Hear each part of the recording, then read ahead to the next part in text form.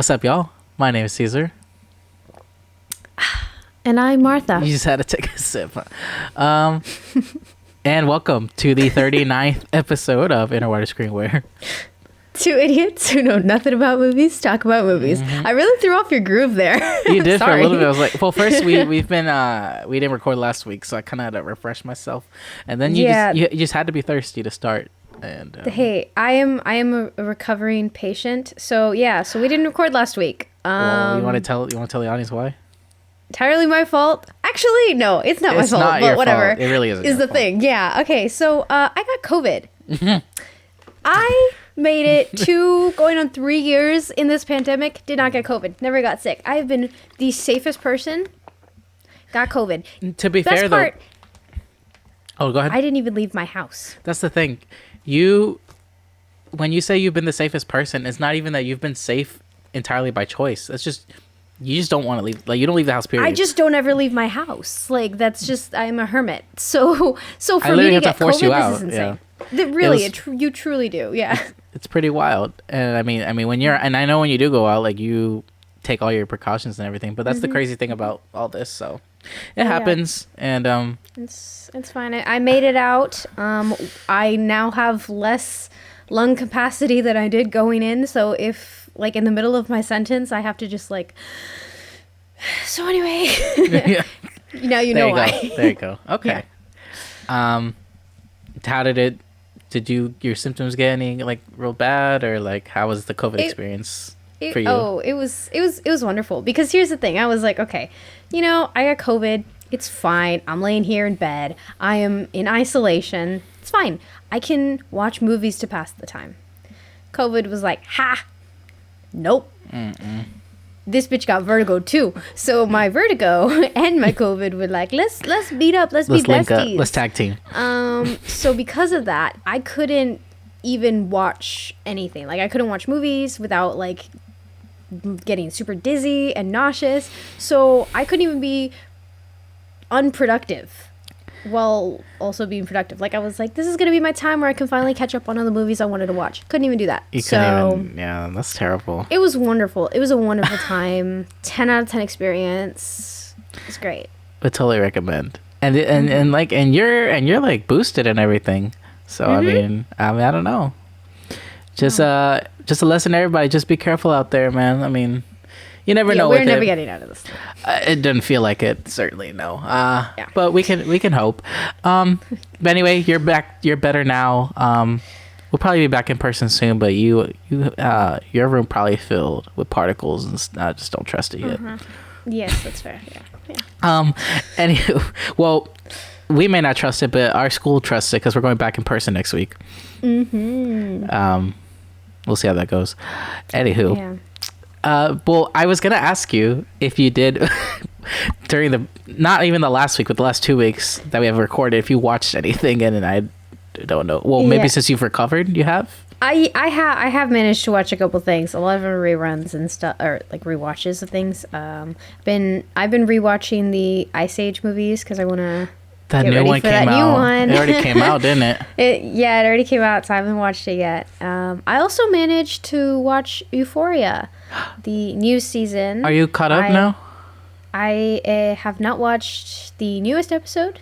Okay. But I will, probably when this is done. So, but so far, I like it. Makes me mad. Yeah. Yeah, what's not to love? Exactly. I was even thinking of this yesterday. I'm like, how cool would it have been if, like, not only did we do our movie episode like every normal week, but then like we did like a side episode of talking about every new Euphoria episode every week.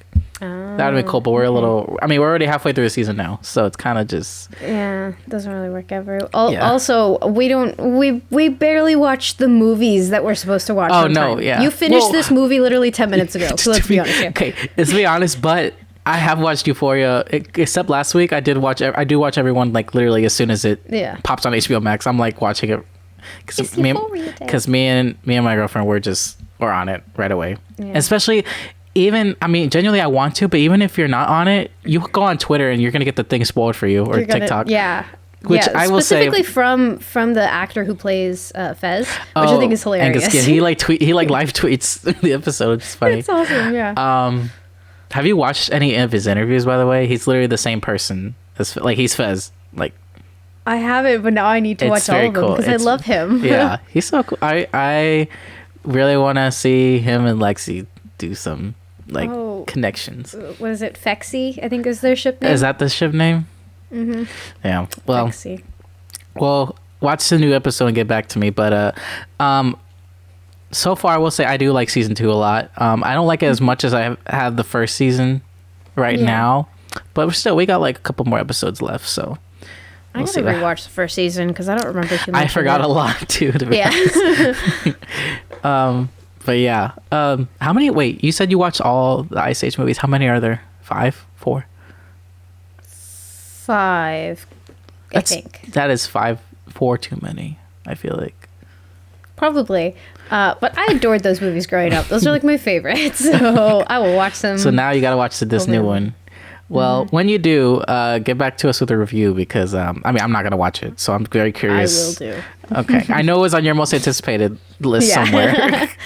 Which anyway, let me think. I did watch some movies last couple of weeks. Let's see. I forget that we've been out of this for like 2 weeks now. So I did watch a few. I saw my first anime movie in theaters. It was called Belle. And it was really, really good. I liked that a lot. I would recommend that. Let's see. I watched the new Matrix movie before they took it off HBO Max. I was pretty let down by that one.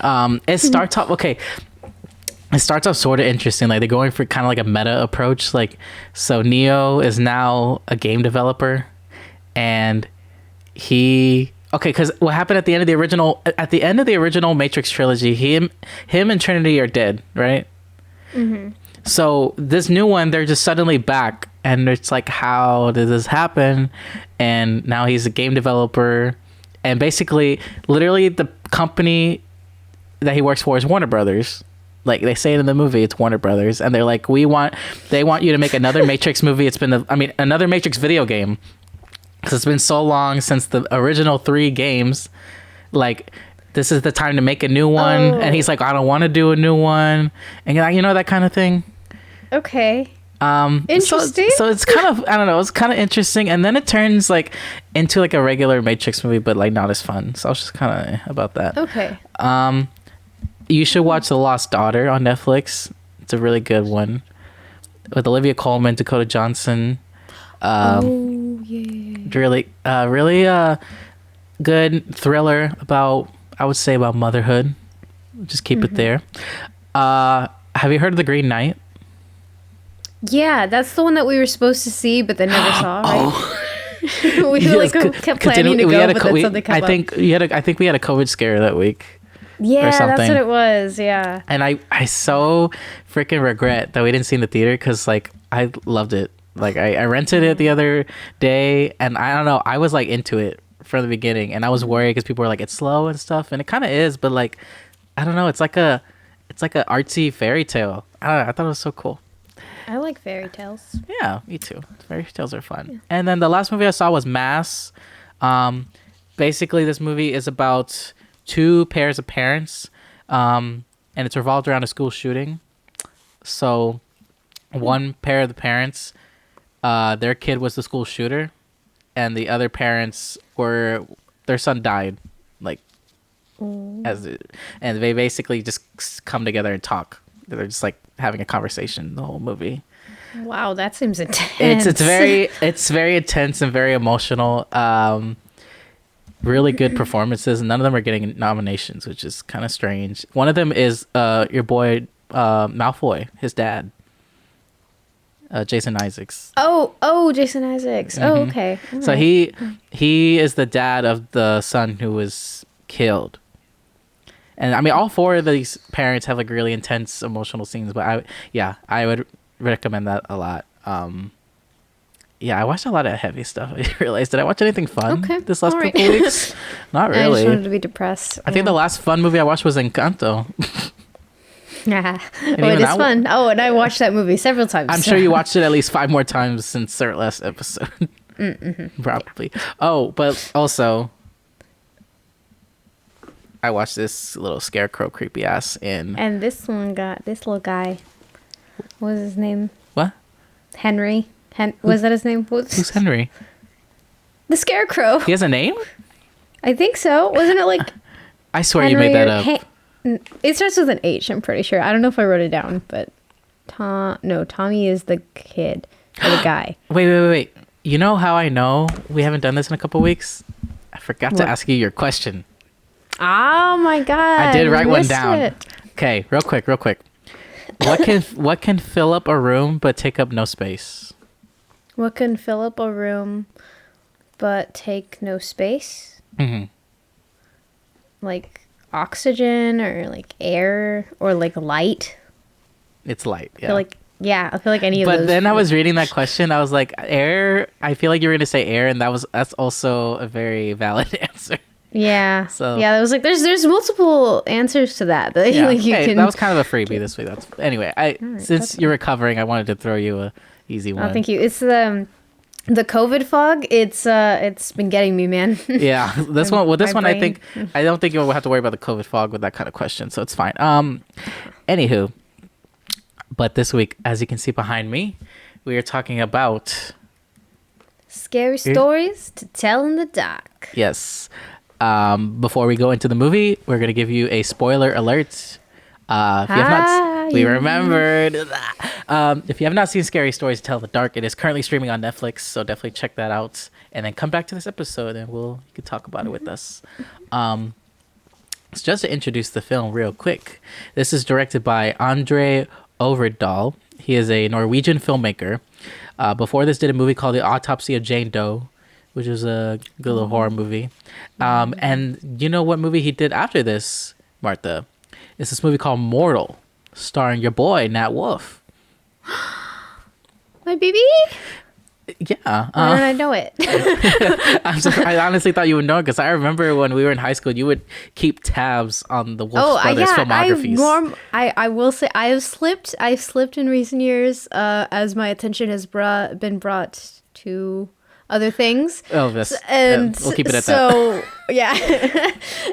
So I've been slipping a bit. But before I used to keep tabs. Well, don't leave your roots. I mean, hell, you met one of the Wolffs. That's true. Alex Wolff, that's my future husband. I met him. He was gonna propose at his movie premiere, but I was like, no, there should be people, so he didn't. Right. You know, whatever. I want to be more of a private thing. I get it.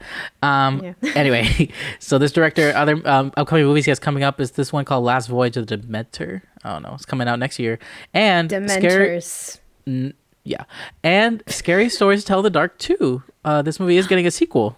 Really? Okay. And he is directing that. Yeah. Okay. Yes. Okay. We'll touch a little more on that at the end of this movie because I didn't realize when the first time we watched it how much this set up a sequel.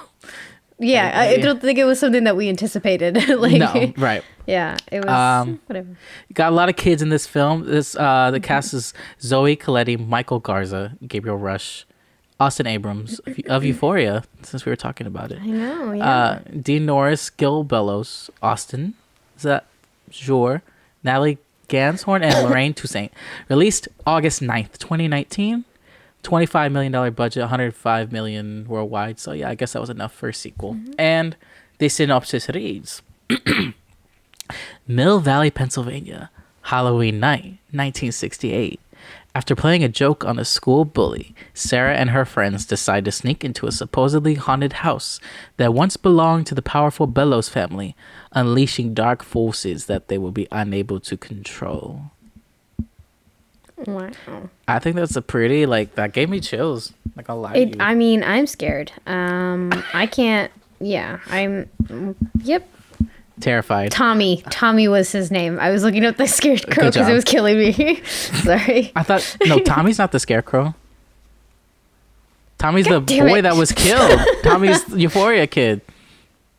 Well, then I don't know what the scarecrow's name was. Anywho. But it was something. Looking this up. Okay. Anyway. So we actually saw this in the theater together back in 2019. Yes, we did. Was Brianna with us too? Yes, she was. Okay. Harold was his name. That's right. Okay, that that me. Okay, I'm sorry. When I think Harold, I'm thinking about Harry Styles. And anyway. Yes, Harold Styles. There we go. The scarecrows and Harry. Funny story about when we saw this movie. I don't know if you remember this, but we might. I'm thinking about not telling this. They might arrest us, but I don't care. So what did we do? Yeah, okay. You're gonna remember this. So the first couple months of 2019, most of the movies that we would see in theaters, we would make fake tickets. Yeah, I do remember that. And because the theater we'd go to never scanned them or anything, and we would go during times that were pretty dead, it was like never an issue, right? We go see this movie. We have our fake ticket ready. We're walking up to the ticket counter, and their iPad that scans the tickets, he's like holding it. And we go up to it. We're like, oh. And we're like, did you get the tickets? Did you get? I thought you got the ticket. I thought you. Yeah. We turned right around and bought our tickets, and since then we have not looked back. And I've been supporting the movie industry ever since. So yes, we have been supporting the movie industry. Dude, I'm sorry, tickets are expensive. Like, fuck. Well, I didn't have a job at the time. No. I was gonna pay for I think 12 August. I just barely had a job at the time. Like, I think I just quit my job. Hell, dude, and struggling. I was like, we're struggling, like whatever. But that was also that was like 2.5 years ago. I've been supporting the industry now 2.5 years. You can see all my tickets. Exactly. Like, we have a collection now. Exactly. So don't come at us. But anyway, so this was the movie that ended our finessery of the movie theater system. So I just iconic. I remembered that pretty well. But yeah, I also have a funny story about watching this movie. I don't know if you remember this, but no. You guys, the movie was pretty early, and I was not like it was afternoon. It was like 5:30, 6 o'clock movie or something like that. And so I was still eating dinner when y'all texted me and you were like, "Oh, we're on our way to pick you up." I was like, "I didn't finish my spaghetti yet." You did. So I took it to go. You brought that shit with you. I remember. I put the spaghetti in a little plastic bag. You literally brought a Ziploc bag. And we're just. I sat in the theater. I said, "Okay, time to eat my spaghetti." So you know what's funny is that we both were like, I have a funny story to tell about when we saw this movie. And we're both like, two completely different stories. Two very different stories, yeah. I was like, because like mine's funny, but like the way that you were reacting, I was like, I don't think this is the same story. No. So, both two very true stories about this movie. Yeah. Yes. Great memories. And the movie itself was good. I like the movie too. Yes. Yeah, so yeah. This movie really gives me like I find it sort of like a comfort style movie, and I think if you said any movie in the fall, it's immediate comfort. I was gonna ask you in what sense do you say that, but that makes sense. Yeah, I think it's just the season, because it's the season of the witch. Yeah. Anywho, so let's just get into this then. Yeah, the first thought I had in this movie is I forgot that Euphoria Kid was in this, which is pretty crazy to see because on that show, he's like the sweetest character. And here he's like a racist asshole. Yeah. So that's fun. It's definitely interesting to see, yeah. Exactly. And you're just like, basically, my mind is on 3 different things right now. Okay, let's just focus on the central plot. It's this group of 3 kids. One's named Stella, is the girl, Augie, and Charlie. Chuck. Yes. Something like that. Chuckiford is his full name. Is his name. And basically, like, they go out trick-or-treating, even though, I mean, they look a little old to be trick-or-treating, but no judgment. Hey, you know what? But this is the 60s, which also gives that little bit of extra flavor to the movie. I will say, and I want to address that in a little bit, because they addressed this whole 60s time period a lot more than I remembered. Watching this the first time, I was like, this was not subtle at all. I agree. Yeah. Which I'm not saying it was subtle, like it was supposed to be subtle, but I was like, I don't remember that at all. But anyway.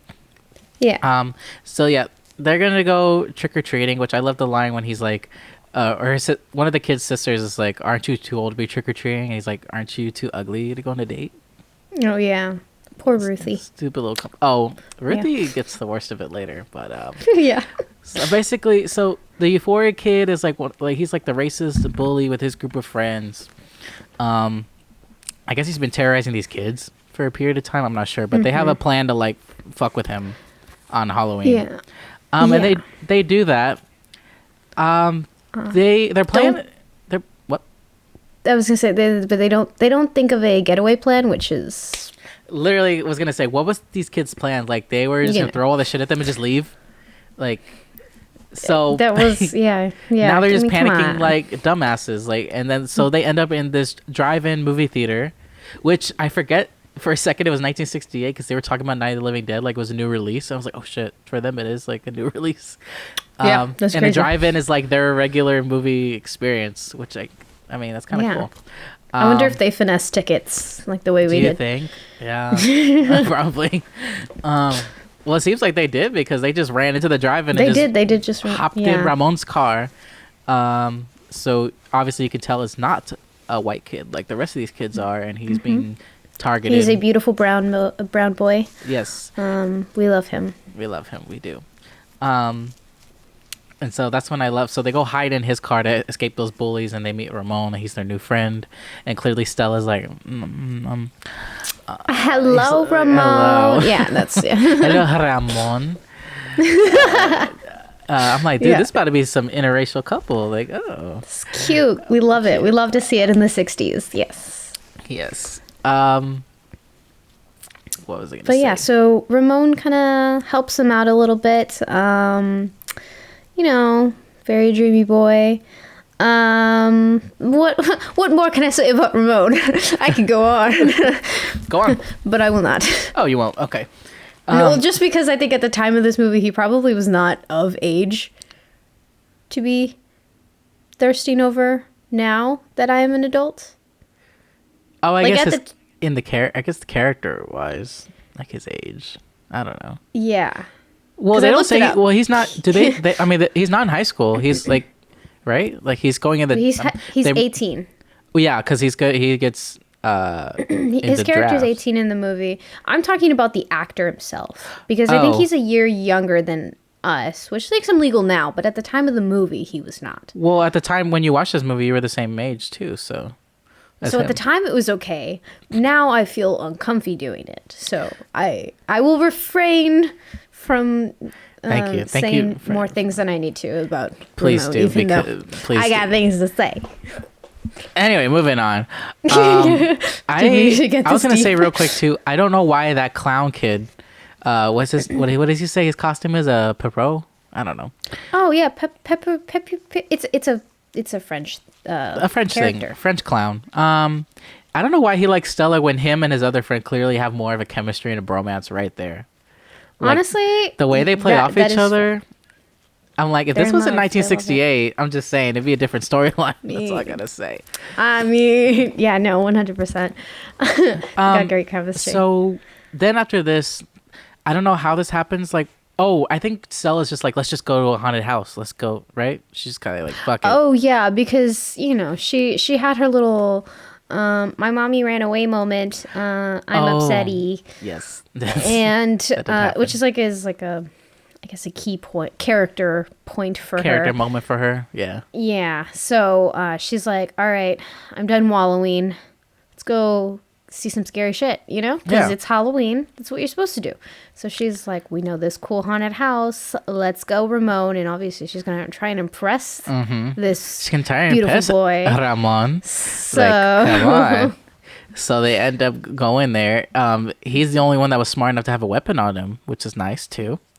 Okay, he's pulling out all the stuff. Okay. I said I was going to refrain, but I can't. I'm going to refrain. I'm not going to say more. He pulling out the stops. This beautiful brown boy pulling out the blade. I'm sorry. Anyway. He's incredible. The things that he can do. He like comes in and he's like, oh, you need me to pick this lock? Easy. Let me just pull out my switchblade and I'm like, oh. I didn't know this whole episode was going to be kind of a thirst trap for Ramon, but there we go. Yes. they're all in the house, kind of just going around, kind of seeing what's up, and you kind of run it into, I would say, the first real scare moment of the movie is when not Augie, Chuck. He's like in a room, and then he suddenly sees like this red room with like an old lady and a dog. Red room is later. Well, the walls were red, no? Well, that's a very specific detail to remember. Okay, sorry. Because the whole house is all dark and stuff, so when you notice that pop of color, like, it's very noticeable. Okay, well, I was focused on the adorable Doberman that was in the room. I don't know if it was intending on being adorable. I think it's hilarious that Dobermans think they're so tough, but they're like so cute. So like, I don't buy it. It's like a really like you would have shit yourself. But anyway, but that kind of scare kind of sets up Hal and her creating the tension pretty well for these scary scenes, and I feel like I enjoyed that because I feel like most horror movies that are for like teen audiences, because you could tell this is like a teen horror movie in a way. So but yeah, it's not. It doesn't feel cheap in a way like the Netflix ones do, or you know what I mean. The jump scares are nice because they're cute. Which is weird to say about a jump scare, but they're like cute. They're cute jump scares, and I think it does go into the fact of like this is coming from the actual books, Scary Stories to Tell in the Dark, which is basically like a step up from Goosebumps. So where like Goosebumps was made for like elementary school, middle school, Scary Stories to Tell in the Dark was like the scarier version of it for a little bit older audiences. Well, you know. Now that you say that, I actually wanted to ask you this too, but why were we interested in this movie in the first place to go see it? And I guess it was because we both. I'm assuming you read the books growing up, right? A little bit. Yeah, I remember reading them. I don't remember like being like completely obsessed with them, but I do remember reading them. No, me neither. But I actually remember. It's funny that you say that Goosebumps is like the elementary and middle school horror books, and these are like the more older ones. I read these in elementary school. Okay. Like I remember them being where your issues come from. So. Yeah, exactly. That explains everything. No, I was definitely more of a Goosebumps fanatic at that age. But I do remember going into the library and finding those books and being like, I was creeped out by them, and not to the point where I was like scared. I just like, oh, this is so cool. Like it's such a creepy story. It's a good scare, like a nice, just like a nice little refreshing scare. Yes. So I was like, I think it's cool how they adapt that to the movie somewhat, like taking this approach, like something they could have, because from what I remember in those books, those are kind of like anthology books, right? It's like a lot of short stories in one book. Yeah.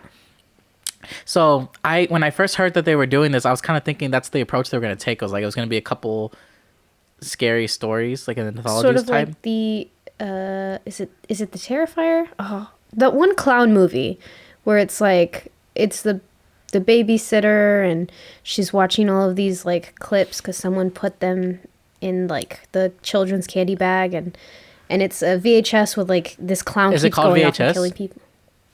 No. There's one called Wreck and one called VHS, but I don't know if those are anthologies. I haven't seen those. No, it's a black and white clown. I don't know.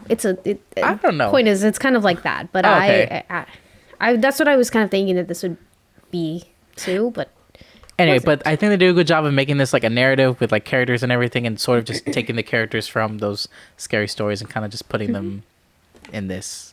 And making it creepy, though I will say, I think the scariest thing in this movie so far is this racist dickhead. Preach. Calling him all these names and trashing his car and all this stuff. And I think that's why I thought it was funny that when they finally, when they leave the house and they see his car's like wrecked by Tommy, and then that kid Chuck was like, oh, this is even low for Tommy, like farting in the milk carton and making me drink it. And yeah. Like, well, that was the 5th grade. It was 9th.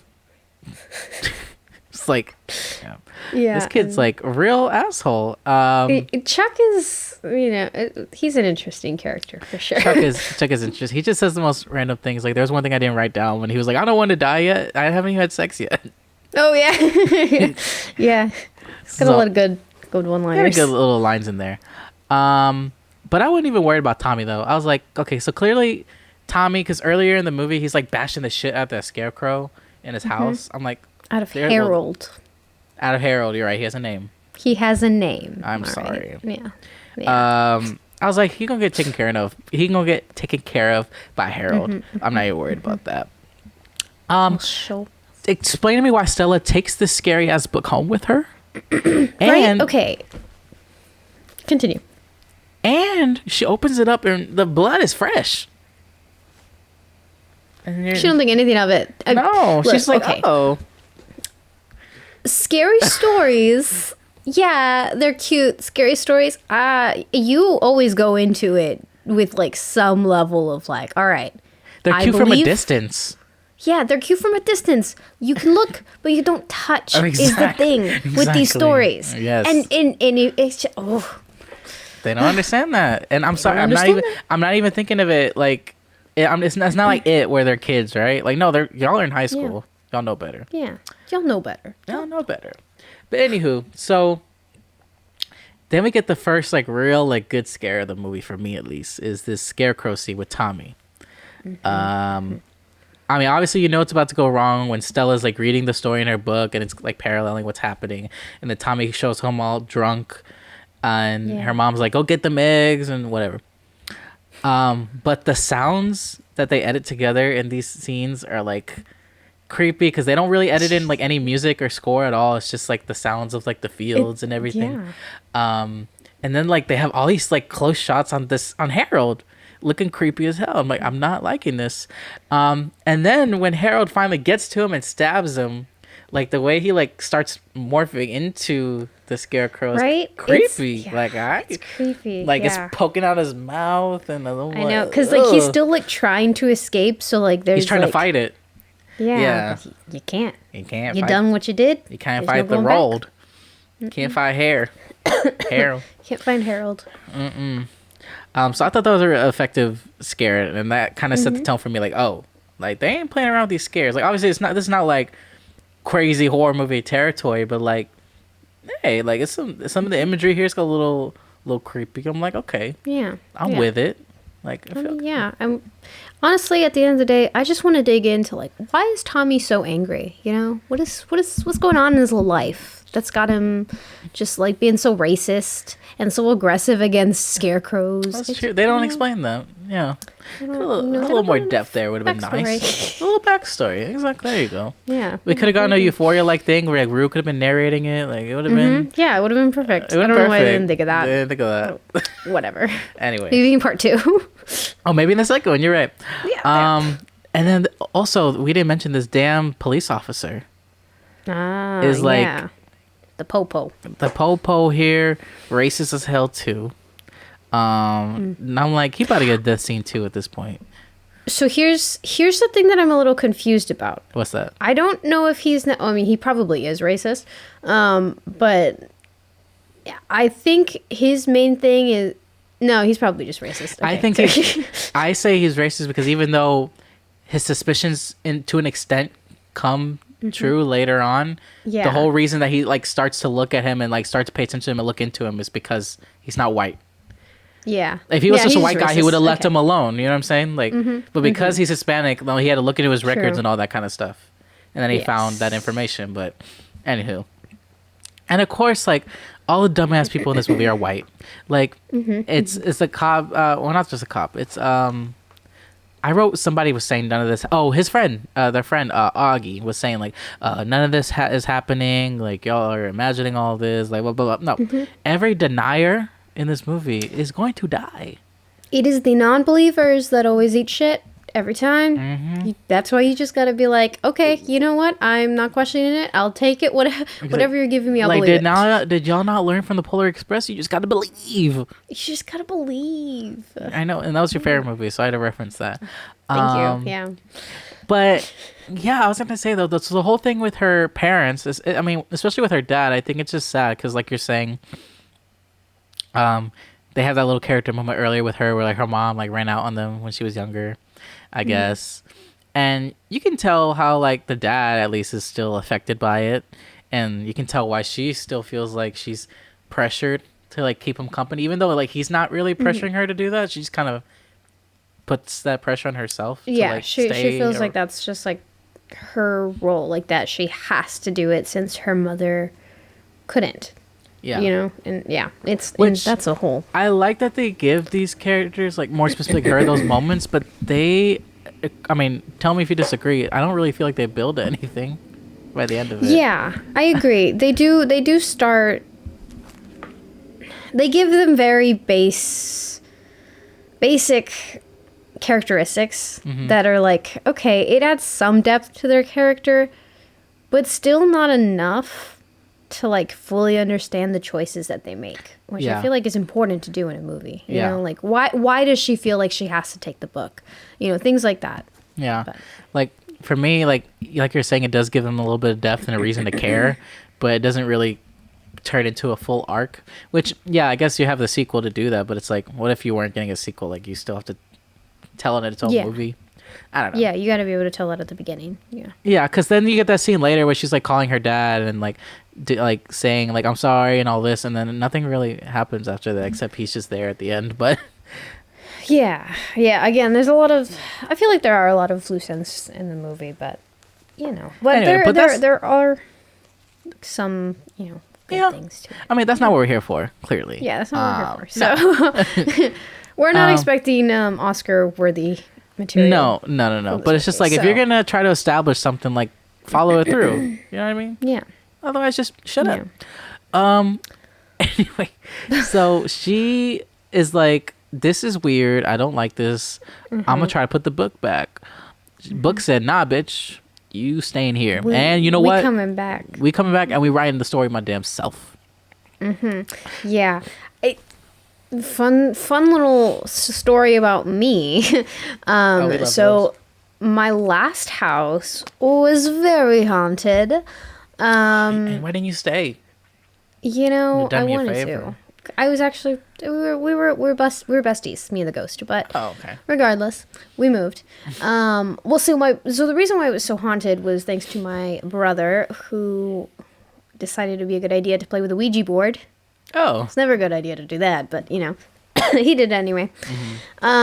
He then, and if I remember the story correctly, he then tried to give the Ouija board away, and then it ended up back in our house, and then when we were moving, we found it again in the attic, and we were like, let's just leave it here.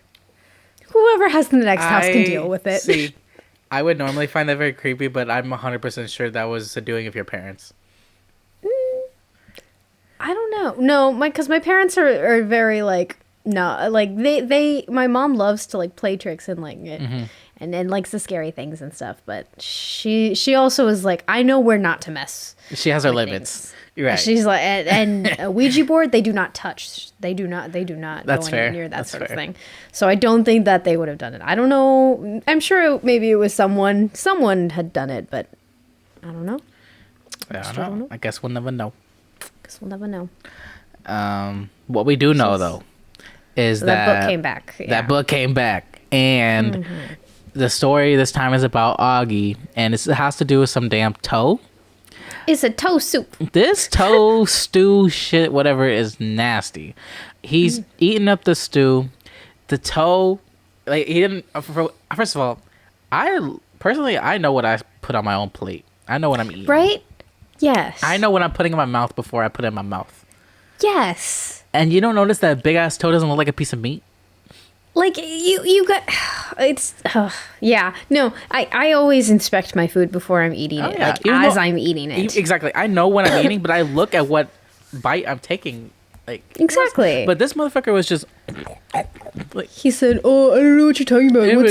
What's this toe? What's the story?" Yeah, and then there's a toe in a soup. I did really like the overlay of her reading the story to him, and the whole thing about like, and you're supposed to be hearing, "Where's my toe? Where's my toe?" And he's like, the only person who's saying it is you. But by doing that, she is continuing the story because she's the one saying, "Where's my toe?" Like what he is supposed to be hearing, which I really liked that. I thought that was really cool. Like it was kind of like she was telling the story ahead of like when it was supposed to be. I don't know. She's like, "There's gonna be a toe, and don't eat what you're eating because there's a toe." Yeah. And he's like, "What? What?" He's like, "No, go pay attention or whatever." But yeah, and that corpse lady. Very creepy. Creepy as fuck. And then also too, I mean, it was more than just a toe. He would have kept eating. The eye was just chilling in the stew. Like, Mm-hmm. I mean, he's literally. I mean, he's on the phone with his parents, and they're like, "We didn't make anything like to eat." Yeah, like okay, there are so many red flags there, and at this point, it's like you did it to yourself, dude. Your mom said she was like, "What are you talking about? There, I never made a stew," and he's like, "There's one in here. Shut up, mom. I'm gonna eat it." And then Stella's like, "Hey, don't eat the stew," and he's like, "Oh, how'd you know I'm eating stew? That's crazy. Gonna eat it anyway." I think he's. I mean, he's just an idiot, and honestly, like I understand you're supposed to care about it because it's her friend. I didn't care. And also, I mean, I didn't mind the scene, but it wasn't like a scary scene for me. I thought it was kind of funny because like, the whole story is, because the whole time that ugly chick's like, where is my toe? That's why and I'm like, this is kind of funny. I love these because, and again, it goes back to the fact that these are coming from like sort of children's books. So all of these stories, the visuals of it are so creepy, but the actual stories are like kind of silly. Yeah. And like later on you have the I'm gonna call him the pee pee poo poo man, but that's not his name. What does he say? It's Mi Tai Doti Walker. Oh yeah. Like it's silly, but kind of it's still silly terrifying in nature at the same time. Yeah. Which I think it fits really well with the idea of that these are essentially just stories that you would tell to children, like to spook them. Well, because especially because like even I'm sure it's kind of like this for all the stories, but when that monster, that whatever thing comes after Ramon, he's like, oh, like I was told this story as a kid, like I know what's coming. Like these are all kind of stories that were meant to be. Yeah. Exactly. So for him, it's that one that he was told. It was like an old campfire story I was told as a kid. And then for Chuck, it's the reoccurring nightmare that he has. About the Red Room. Yeah. About the Red Room. Even Augie, he was like, oh, yeah, I've heard the story. My dad used to tell it to me when I was a kid. Yeah. So like all of these stories are connected to them in some personal way. Yeah. Which makes it even creepier when you think about it. Yeah. Which brings me to my next question. What's that? What would be your scary story? See, I was just thinking about that. I was never told any kind of scary story like that. Because my parents don't fuck around like that.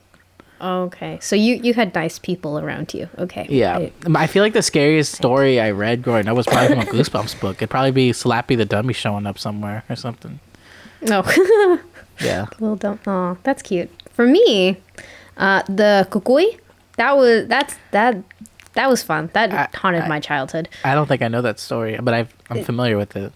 Yeah, essentially, I could not go into like any dark corner because I was like, the Kukui's in there. Oh. Because everyone around me was like, if they didn't want me going somewhere, they'd be like, oh, the Kukui's there, don't go over there. And then I'd be like, I'm staying away. Yeah, you're like, I'll listen. Yeah, they never really got too much into the details of the Kukui, and I didn't really know the full story until later on in life when I like actually looked up the story of it. Yeah. But that thing scared the shit out of me when I was a kid. So hey, it worked out on you. That's what comes for me. Yeah. Can you go into dark corners now? Now I actually quite enjoy dark corners. That's wonderful. So I think it turned around for you. I think it really helped me boost my confidence in dark corners. So yeah, that's nice. It's beautiful. I was thinking though, so the town, I mean, they do like emphasize this by like saying that it's a small town, a word travels fast and all this stuff, but like this town, in my opinion, cares way too much about Tommy being missing. And I know it's just because he's some white kid, because if it was Ramon that went missing, he'd be like, they'd throw a parade. They say, who's that? Never heard of him. Who that? Never heard of him. Mm-hmm. That's the rap. Yeah. And one of the random lines of dialogue, and I've heard lines like this in other movies, I don't understand these, is when she's like, you don't read the book reads you. I was like, what? I literally wrote that down. What the fuck does that mean? That is such like that's a line that I feel like they were like in the writer's room. They were like, all right, we need something that's like super impactful. This is like a turning point in the movie. Mm-hmm. What do you got? And they were like, the book reads you. And they're like, this motherfucker's spitting when they wrote that line down. Terrible line. I don't get lines like that. Impact. What? It does not. It did make me shudder, but not in a good way. Oh, like cringy, like shudder. Like a cringy shudder, yeah. It didn't make me cringe. I was just like, what the fuck does that mean? Like, I don't understand. The book reads you, and then the way they treat it in the movie, the characters are like, oh. I'm like, I don't. Yeah. No, what? I would laugh. I would They're laugh. Literally reading the book. Like, they're literally reading the book to see what happens. I know that one of our friends just disappeared, but I'm about to laugh in your face for what you just said. I'm like, that was fucking dumb what you just said right now. That did not help it. That was stupid. And like literally, you're literally reading the book. What do you mean you don't read the book and the book reads you? Yeah. Like, I guess is it rage you? Like, it knows your story? Like, what stories you know? Yeah, I'm starting to make the connection. It's starting to make more sense now. I guess it makes sense in a way, but the way she said it was just like, what the fuck? But still, the way it was delivered was very bad. But how are you finding out this happens? You're reading the fucking book. Yeah, it's, yeah. I don't know. Who cares? It was not a great line. Anyways, but in that whole conversation that they're all having about what's going on, Ruth is down the story, so her ass is on the chopping block. She's up next. Mm-hmm. And I think her scene was actually really effective in the way that, so basically they established that she has like a zit on her face is from a spider bite. Mm-hmm. And she's gonna go on this play, and like it's just fucking her up. Like she cannot. It's just bothering her, like understandably, right? Goes in the bathroom, and that shit is just growing and growing and growing, and like she cannot get it out, and it just gets nasty. And I feel like it's effective in not in a different way, because I feel like something we could be insecure about is when we have zits on our face, like especially when they hurt or like they're freaking big, like yeah. So I feel like it's kind of going after that insecurity, like that kind of scare, like, and then imagine if a spider comes out of that. Yeah, it is. It's a very fitting story for Ruth, who is like the very like prim and proper 60s girl who is like, oh, I'm the lead in the school play, and obviously like visuals are all she is considering at that time. Yeah. So yeah, definitely I think that's a really telling story for Ruthie, and it definitely fits her story. But yeah, it is scary. But also, I feel like as insecure as I would be if I had a giant zit like that big on my face, I would think like maybe I should go to the hospital at the rate this thing is growing. And there's a leg sticking out. Yeah. Well, I should go to the hospital. Well, she got a musical to go on for. She's got a musical. She's got priorities. Come on now. Yeah. No, you're right. What was I thinking? I'm so sorry. So, yeah. And then that whole scene, how it kind of happens with the spiders crawling out on her, and like she's going, yeah, it's craziness. Fun scene, and yeah. So, going back to what I mentioned a little earlier about the commentary on the time period, there are so many shots and sound bites in the back that reference Nixon and the Vietnam War and like the election. Did not, whatever reason we saw this in the theater, did not remember any of this, because usually like I feel like when movies are set in this time period, like they have a few news bites in there to just kind of remind you what time period you're in, but like they're clearly like trying to connect it to something going on, like, you know what I mean? And we find out later on what it is in a way, but like when at first I was just like, why are they like emphasizing this? So why are they doing this? Like, what point are they, like, what are they trying to do? You know what I mean? What? Would they tie it in at the end? Well, they tie it into Ramon's character with him going to Vietnam. Oh, yeah, but okay. Well, okay. I guess, the way I took it was, and it's kind of like the same thing with the cop too, in a subtle way, was that with Nixon winning the election, clearly I guess Nixon is like pro-war, and is gonna basically if Nixon had lost that election, then the Vietnam War would have probably ceased to exist. Okay. And so, I see what you mean. But with him winning the election, it's kind of like, okay, well, the war is going to continue, and he's going. You know what I'm saying? Yeah. Okay, that does make sense. Okay, sorry. That connection didn't quite hit me, but now that you explain it, it definitely does make sense. But yeah, I did notice that, and I did think that was weird that throughout the movie they kept like, I thought it was just like them really trying to make you understand. Remember that you're in the 60s. You were in the 60s. If the racism and wardrobe have not, did it remind you enough? You're like, you're in the 60s. You're in the yeah. Basically, what it felt like at first, but no, I think it does a little more than that. Okay, then they're like, okay, how about we find Sarah's hospital records? Maybe they'll tell us what's up. So they end up in the hospital. They sneak their way in. The red room, originally what they're thinking it is, like, first, what's his face? Chuck doesn't want to go in the red room because he's like, that's the red room for my dream. No. But red stands for something else. So they're like, okay, fine. And then they find the old records and stuff, and they realize that Sarah didn't do anything, and like her family was responsible for doing all this stuff. The major plot point here is that we haven't talked enough about Sarah. So Sarah, I honestly don't even really understand what happened with Sarah. So the haunted house that they visited at the beginning of the movie, that is Sarah's home. Was her home, and there's a lot of stories about that family, that they murdered children in that home, and that Sarah was this like crazy girl that was their daughter that they kept locked in the basement, and all the kids would go up to the basement window or something, or next to the wall, and ask her to tell them a story, and so Sarah would tell them all these stories. And that just sort of became like one of those, like, just those stories that you pass down, about Sarah and the crazy family. Makes sense. Come to find out, there is a lot of truth behind those stories and also a lot of lies behind those stories. So now the kids are trying to figure out what is truth and what is a lie. So they need to know more about Sarah. So they do the record. At the time, the reason why there was so much information going around that family was because they were owners of a mill that provided the town with water. Oh, they mentioned that, yeah. That water started killing people because of mercury poisoning.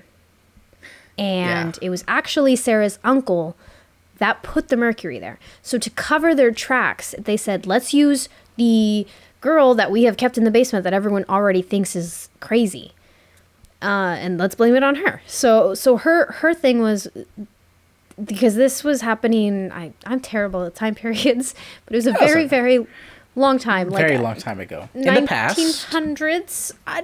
Maybe, I don't know. You're probably I don't right. know time. But she was albino, and because of that, they were like, well, she's different. Lock her up. Yeah. And so that's what made it so easy to put it convince on her. Everyone that it was Sarah who was killing all these people. And they eventually took her to a mental hospital where they were literally trying mental hospital into a mental hospital where they were trying to electrocute her into believing their lie, and so that she would go and start telling people that it was me who killed all those people, not my uncle, so that's kind of the story of Sarah. And she, of course, was a very angry ghost after that, and she continued writing in her book, where she would continue writing those stories, but against her family members who all blamed her. And each one of them started dying in their own story as well. And that's what they start figuring out when they dig a little bit more into the book. That's true. And that's kind of where we're at with Sarah's story. That's what the whole lore is. Okay, makes sense. Once they figure that all out, though, Chuck... so basically, Chuck is going throughout the hospital and they find him. So they're like, okay, you're not supposed to be here, sound the alarms. It turns the whole hospital red. Whole lot of red. And that's his red room. Yep, that's his red room. But, like, you never separate from the group. You never separate. Hell no. Like... You're not any safer by yourself than you would have been with them. You know what I'm saying? Yeah. You would not have been safer by yourself. So you should have just gone with them. Mm-hmm. It's whatever. But in my opinion, I feel like this scene is my favorite in the movie. I think so too. Hands down. I love the way it's shot, especially with the way the red looks. It's very menacing, and I like how it's lit. The way they kind of pan around the different hallways to show like how close this freaking pale lady is getting to him. Like regardless of where he goes, it's gonna be in his way. Like no matter what. I just thought it was very effective. If I was him, I would have tried ducking under their arms because they're all coming at him from like this. I'm like, what if I would have went like We're just gonna squeeze by here. Excuse me. No, okay. So this character, this lady, is so unsettling because she moves slowly, but it's like you get this unsettling feeling that you can't escape her. Hell no no. matter what you do, because you quite literally can't, because every corner he turns, she's there at the end of it, getting closer to him again and again. And what's even creepy is that it's like she like makes these like mumbling noises and like and she's got like a smile kind of expression, almost like a smile. It's like a grin, like this really big grin, and it's just like the visuals of it make it so unsettling. But it's also the fact that she's like, I don't know. It's the hugging motion that she's making, the smile that makes it almost, it's like, oh, I'm just here to like comfort you, but also it's like, get away from me. Yeah.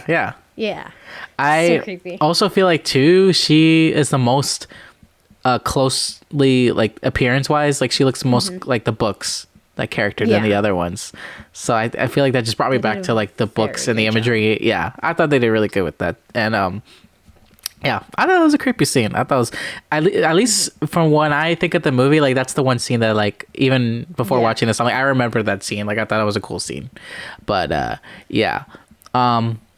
So this cop catches Ramon and Stella at the hospital. So they're in the prison.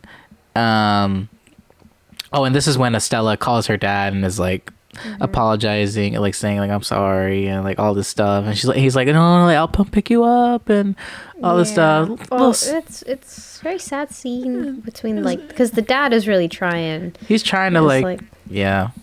Because they're really, I mean, nothing's wrong with their like they're clearly like, there's no, I wouldn't say there's any like conflict in the sense of like they're not at odds with each other or anything like that. No. You know, they don't know how to interact with each other. They don't know how to exist in each other's worlds anymore. Yeah, that's the case. Yeah, that's the main struggle. But again, it's with like no hatred behind it. There's no like malintent. It's never like, Dad, I hate you. It's none of that. You know. Yeah.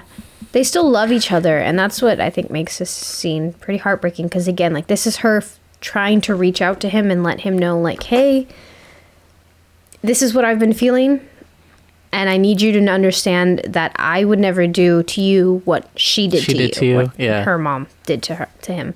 And she's like, I need you to understand that. I know that we haven't been able to communicate well about it, but if you take anything from this, take the fact that I do love you and that I would never do anything purposely hurt because I might do it accidentally now because this monster gonna come get me. Accidentally I might die. So just in case. So this fucking asshole cop, they show him, so kind of the connection to the whole political sphere of this movie. They show him to be definitely like a pro-war guy, because then they reveal that Ramon was a draft dodger, lied about his name and everything to get out of the draft. And he's like, well, no matter what, you're going to do your duty to this country, or whatever the fuck he said. And then later on, the little line where he's like, well, you're going to give me my $10 when Nixon wins. Like, obviously you would bet on the person that you want to win. So clearly, like, that whole kind of character is just like hating on this guy because he's pro-war, and he's like, you're going to go fight for this country and all this kind of stuff. But I'm like, okay, you're gonna die anyway, cop, so it's fine. Because he's the next non-believer. They tried to explain to him the story, but he's like, okay, so you expect me to believe that all these missing kids are because of a book, like an old tale? You want me to believe that? Because he's an adult, and the adults never believe the kids. No, but they should. They really should, for once, right? Especially when your dog starts growling out of nowhere. It's like, you should be. Right? A little, like, trust your dogs too. Concerned. Yeah, trust kids and dogs. They're the ones who are going to be the most honest about everything. 100%. They can tell. It's dogs than kids. They know. It's like, come on. They know. And when you ignore both, bro, you deserve to die. I'm sorry. Then you're asking. You're asking to die at that point, and he does die. That ugly ass monster shows up. What's it called? Jangle something. Pee poo poo poo man. Sure, the Bye Bye Man. Stupid ass movie. Anywho, Yeah. so he kills. He like snaps his neck, and he about to chew up Ramon. But somehow, Stella's able to get the keys away from the cop, and they're able to escape. And like I said, kind of the Nixon thing. The last shot they linger on when they're leaving the station is Nixon winning the election. They're like, they keep going back to this, bro. And I'm just like, yeah. Yet somehow I missed it. Oh, you didn't see? Like 1.5 idiots today, maybe. COVID fog. Okay, that's why. When we say 2 idiots today, we're talking about Martha. You're representing 2. I am the idiots. you are both of them. Both of them. Yes. And then that jangle pee pee poo poo man is like going after Ramon, and he like rams into a truck, and I was like, oh, I guess that's all he had to do. And then I forgot that was easy. No, he just reassembles himself. He said, I just got to fall apart. So exactly. Drops his limbs. Yeah. But he's like, no. Like, Stella, go back to Sarah's house, figure that shit out. She go back to the house. And you know what Sarah says? She said, you really about to know. Time for your story. Oh, wait. See, what's that thing about? Oh, welcome to your tape. That's what I'm thinking of. Freaking 13 Reasons Why. Oh, yeah. It's time for your tape. Yeah. It's time for your tape. Welcome to your story. Yes. No, Sarah really said, you're about to know what it's like to be in my shoes. So she really like puts Stella like literally in the position of like what happened to her. Like basically like her family just like fucking torturing her. And her trying to like escape the basement and hide because family's cray. All of that stuff. And then Sarah kind of shows up and she's like, no, like, let me tell you what happened. Like, you are the victim in all this. You did nothing wrong. But that, like, all this anger and stuff, that is on you. Like, you need to stop this shit, Sarah. Like, let me tell your story. Like, I got you. You just need to, like, just chill. Daddy, chill. Daddy, chill. That's all you gotta do, Sarah. Yeah. While she is having a heart-to-heart with the ghost, she ends with "Daddy, chill." Daddy, chill. That would have been a 10 out of 10 movie if that was what she ended with. But so Sarah's like you can kind of see the emotion like coming out. She's like, you know what, Stella, you're right. But you gotta write the story with your blood. I'm like, oh, and I was thinking to myself, damn, that one little prick of blood like was enough ink to write your whole story. Well, I thought she was kind of like do like little one at a time kind of thing. It's a magic pen, so. I guess that's fair. Anyway, she gets to tell Sarah's story. Sarah gonna let her ass go. Ramon escapes that Jangle pee pee poo poo man. All is good in the world. Mr. Bojangle pee pee poo poo man. Mr. Bojangles, yes. All is good in the world. Except Ramon. He gotta go to the war. He can't dodge the draft any longer because Nixon won his election. And it's messed up, but like clearly, but I understand. You understand, like I said earlier, why like it makes sense why they were emphasizing so much on the political landscape because it's directly affecting him. And not even just him, but other men like him at that time period. But I mean, in the movie, it's just him. Yeah. But, speaking of real men, I wrote a line, and I'm not sure what I was referring to. But the only thing my brain can connect it to is probably talking about Ramon. But I wrote the fact that that's a real man. I don't see how you would have been talking about anyone other than Ramon in that moment. I don't recall writing that. It just came out of you. The thirst just came out. I think it just came out by accident. It was just like an instinct for you. It was subconscious. Subconsciously, right. But anyway, back to Ramon, since we're talking about him. Because you can't get enough. Get that. Yeah, they did get that cute goodbye at the end, at least. Where he's like, write to me, and so it kind of was like, oh, they got a little cute little budding romance, and it's like, hey, you trying to steal my man? But beside the point, Jesus Christ. And then that leads us to our closing scene, which is her narrating and being like, hey, so, friends are still missing, so that sucks. But we gotta go look for them. But we can look for them. My dad's in the driver's seat. Ruthie, I thought she was in the mental hospital for the rest of her life, but she in the back seat. We broke her out. Yeah. She said, you coming with us. And they really do set up the sequel, but I will say like it is well earned because you do have some questions in your mind, like, okay, now she has an idea of how to get her friends back. Like, is Ramon gonna come back from Vietnam? Now she's with her dad again. Like, what's next? And guess what? Like I said at the top of the episode, we are getting a sequel. They announced that those same actors are coming back. So Stella, Ramon, the dad, and Ruth, like they're all gonna be in this new one. I'm assuming they can announce that the other kids are in it because like she got to reveal. That's the point of the story. It's gonna be like it's like an Avengers. You can't reveal like who's coming back. Yeah, exactly. Exactly. You don't check the IMDb page. It's a bad. Exactly. Yeah. No. Same director, and also we didn't mention this too. So Guillermo del Toro, is a producer on this, and he wrote. He was a co-writer as well, I think, for the story. So he's had his hands on a lot of this movie, and he's also producing this next one. So, and you can definitely kind of get that Del Toro vibe.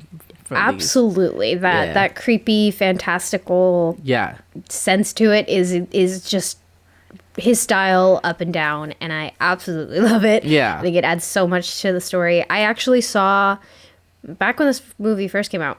It was like a behind the scenes on how they built the characters, and he was doing an interview and like talking about it and how he really pulled like directly from the page these characters. Yeah. And I thought that it was a very cool video to watch them putting together. I will need to see that because especially that pale lady. Now.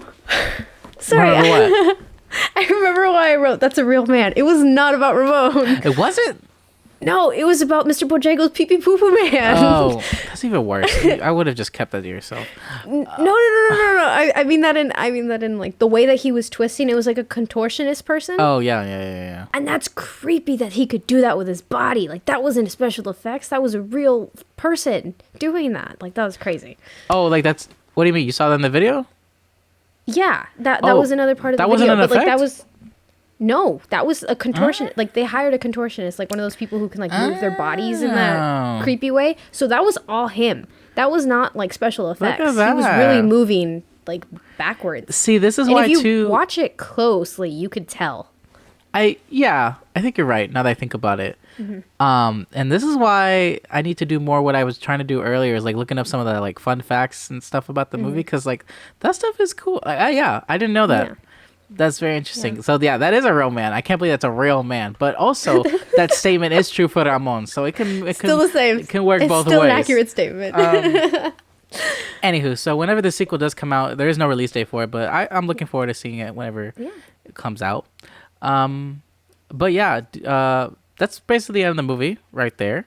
What were your final thoughts on this? Wait, was this your second time watching it? Third? Do you know?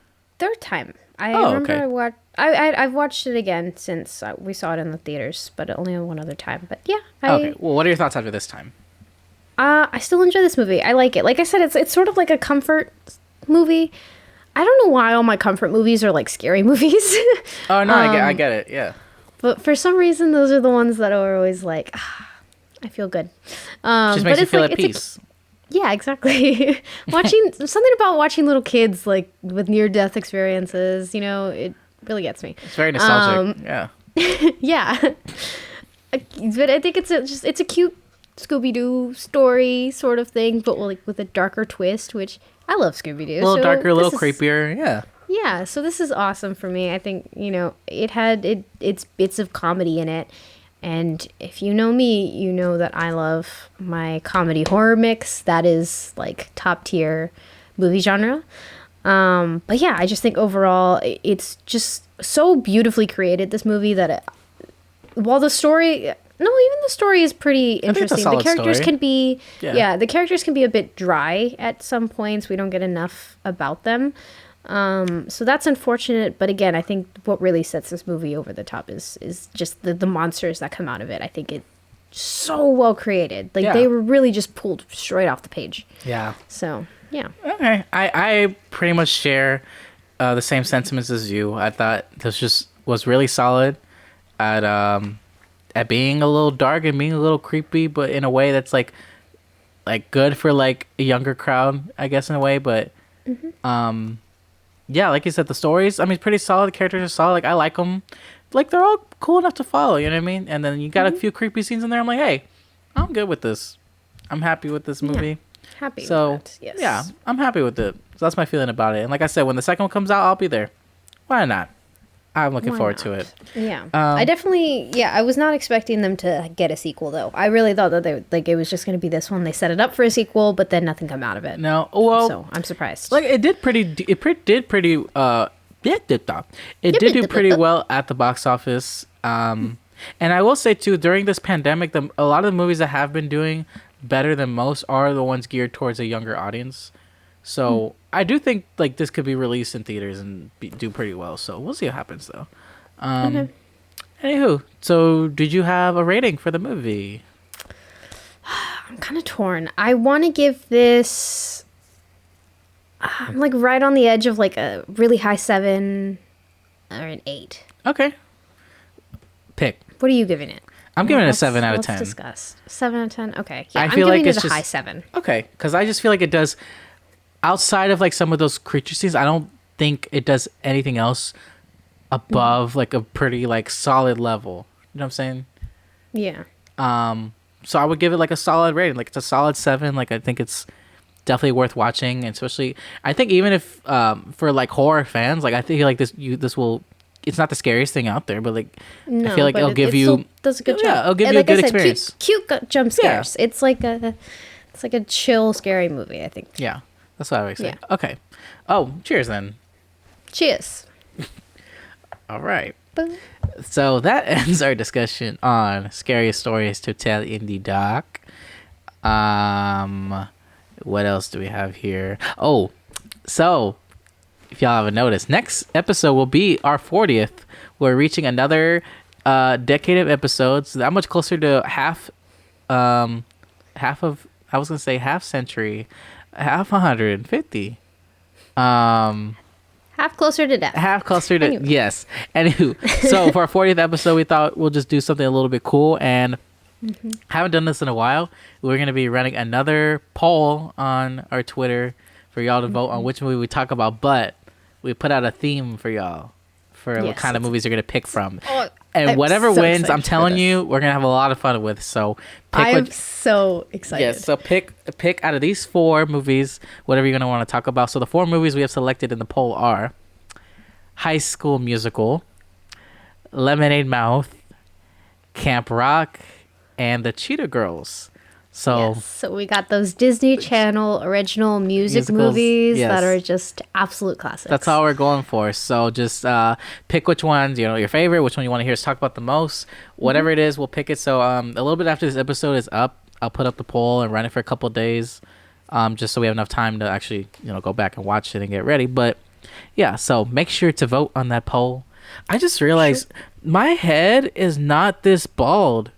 I noticed that earlier, and I was gonna say something, but then I forgot to say something. This green screen I started laughing shoves my head in like this. Like, look, it's not like I have like hair. I look like I have no like.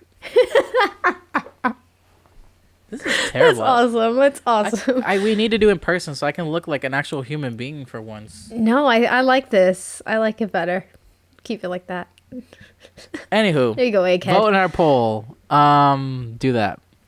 Yes. Do that. Anyways, thank y'all so much for watching and for listening. If you want to keep supporting us, check us out on audio streaming platforms on Spotify, Apple, all of that. Well, if y'all don't want to use Spotify, I understand, because have you seen all that recent stuff with Spotify recently? Yeah. I was trying to read, and then I was like, words are really hard right now. It's a mess with Spotify right now, but I still have it because it's the cheapest plan for me. So anyway, you can listen to us on there, and it gives me free Hulu. You can do Spotify, Apple, and make sure to give us reviews on there too. We'd appreciate it. Can't speak. Subscribe to our YouTube channel. We crossed 60.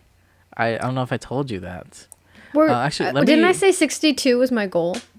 Did you? Yeah, you might have. Let me do 62. Let me do a quick live check to see if that has changed. I believe we were at 61 the last time I checked. We are at 65 actually.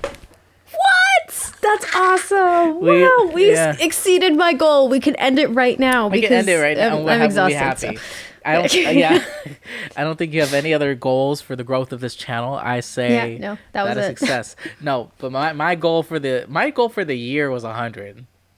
Okay. So, well, that's shooting a bit too high, buddy. We literally have not believing 11 months, and we're only 35 away. Yeah, still not happening. I'm calling it now. All right. We need to figure out something. If we need to figure out some kind of bet, like if we get to 100, like you have to do something, and if we don't get to 100, then I'll do something. I agree. I agree. Yes. All right. We'll figure that out soon, though. Cool. We also need to come up with like an incentive. If you guys get us to 100 subscribers, like if you share it with your friends and your family, we will do a drunk episode or something like that. Oh, something like that. That will be that'd be fun. Okay. Oh, definitely. Whenever we get to 100, we'll definitely do like something fun for that. Like a real party, yeah. Like a party one. Yeah, that will be fun. Party, yeah. Because Martha doesn't think it's gonna happen, but that's fine. So if you want to help us get there, subscribe. And finally, follow us on our social medias, Twitter, TikTok, Instagram at Inner Screen. Definitely not the growth on those as much as YouTube, but I get it because I don't post. So it's fine. It's fair. But follow us on there. With that, I was just going to say, with that being said, and with that anything else you want to say? Ramon, where you at? Hit me up. He's actually from Texas. Is he really? Yeah. Where from? So I think it was like Plano, Texas, or something. Like some small town. I don't know. How far is that from here? It was like, I think it's only just like a couple hours. Not far. You know what we should have done? We should have hit him up for an interview. Be like, bro, we got 65 subscribers. Oh my god, we so should have. I'm on it. I'm going to contact him right now. By the time the second one comes out, we're going to interview with Ramon because... Oh my god, please, yes. And then, yeah, who knows? Who knows where that'll go? Hey. Hey.